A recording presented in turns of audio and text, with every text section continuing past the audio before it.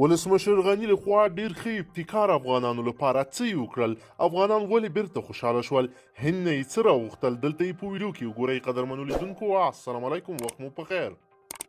افغان ولسمشر محمد اشرف غني وایي افغانستان د لومړنیو خوراکي توکو له کمښت سره مخ نه دی او له هند یې 15,000 ټنه غنم نږدې وخت کې را رسېږي. ولسمشر غني هم د سې شنبې په ورځ یو ویډیو پیغام کې له افغانانو غوښتل چې پر هغو ګنګوسو باور ونه کړي چې ځینې کسان یې ناروا ګټې ترلاسه کولو لپاره کوي. نوموړي ویل له ستراتیژیکي دولتي زیرمې د زیانمنېدونکو خلکو لپاره د 24 ټنه غنمو امر صادر کړی دی. هغه دا هم ویل چې افغان حکومت پریکړه کړې چې 1000 ډبي یا واګونه غوړي په شمالي بندرونو کې د قانوني ستونزو له امله بند وو، ژر د جریمې له اجرااتو پرته مارکیټونو ته ورسول شي. ولسمشر غني دا هم ویل چې د ترانزیت د اسانتیا لپاره به په عمده ګمرکونو 24 ګړۍ پرانیستې وي.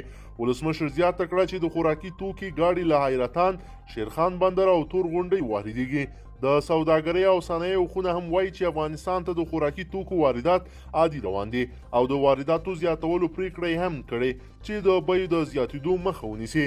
ولسمشر غني هم خپلو خبرو کې زیاته کړه چې له 15 ورځو کم وخت کې به 15,000 ټنه غنم له هند صادر شي او افغان سوداګر به 50,000 ټنه نور غنم واخلي.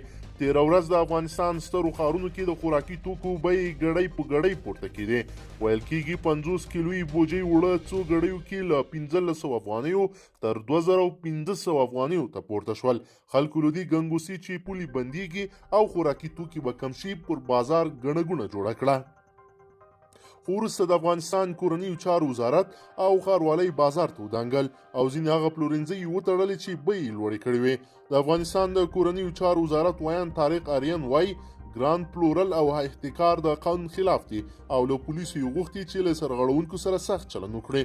نوموړي له خلکو غواړي چې د سرغړونو لیدو سره د پولیسو 109 شمېرې ته زنګ ووهي او خپل شکایت دې درج کړي.